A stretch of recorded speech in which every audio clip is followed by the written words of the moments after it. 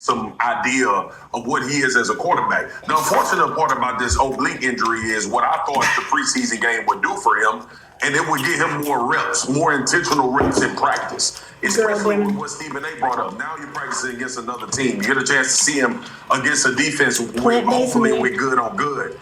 And when we went into the preseason game, and Stephen A. and I talked about this, was I thought that this was an opportunity for him to move up, not the depth chart, considerably when it comes to where he would be placed as the quarterback in line.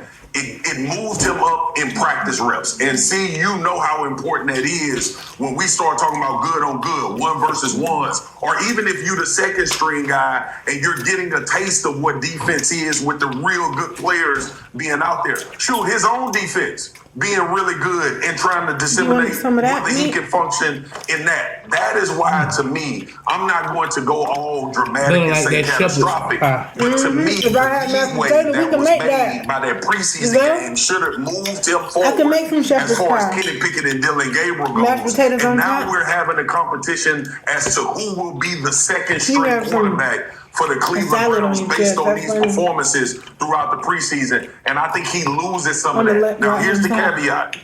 The other two didn't lose perceivably their position by being hurt. And he has to have a lasting impression based on what he did in that preseason game. So when he comes back, we'll get an answer still of if he's moved way into competing with Dylan Gabriel and Kenny Pickett as far as being the back. $5 a day invested for 1 year, and you could have $1,900. $5 a day invested for 10.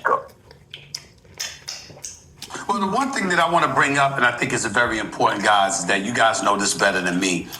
It's entirely significant when what your position is on the depth chart at the start of the season, as opposed to the start of training camp and ultimately preseason.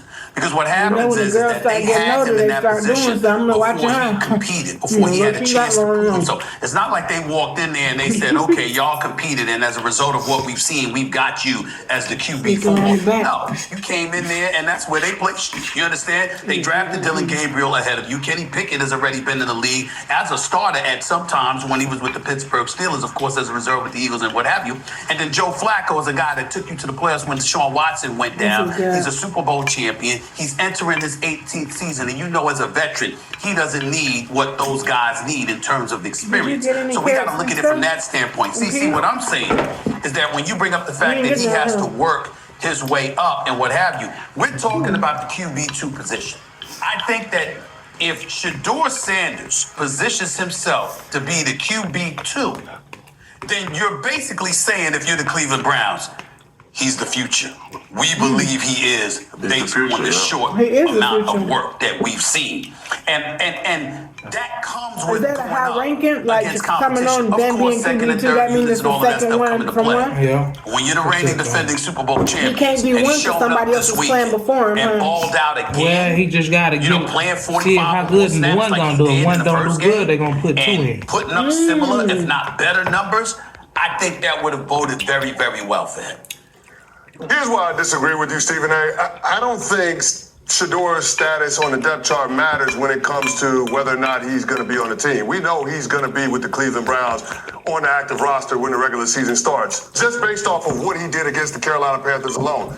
There's no way that Cleveland could have chosen the waivers and think that they're going to be able to re-sign him on his practice squad. You can make an argument that Shedeur has more job security than Kenny Pickett, right? Because we know Shedeur is going to be on this team.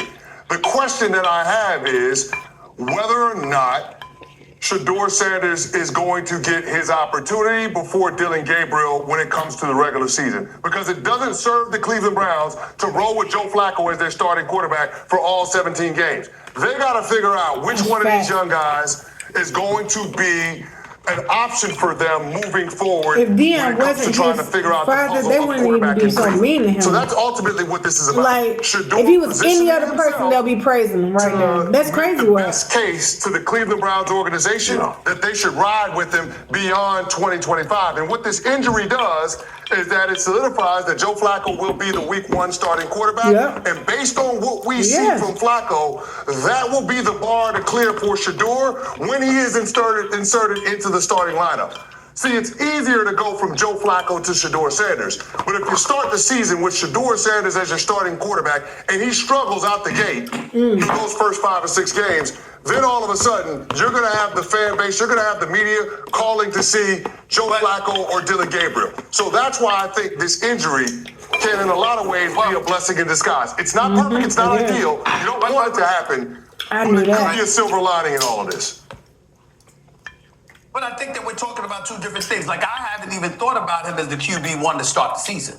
I haven't thought about that. I've thought about him positioning himself to be that guy that you go to once you go past Joe Flacco. Because my attitude is a Kenny Pickett, a Dylan Gabriel, a Tyler Huntley, that should not be enough to derail Shedeur Sanders. To me, you're legitimately competing for the QB.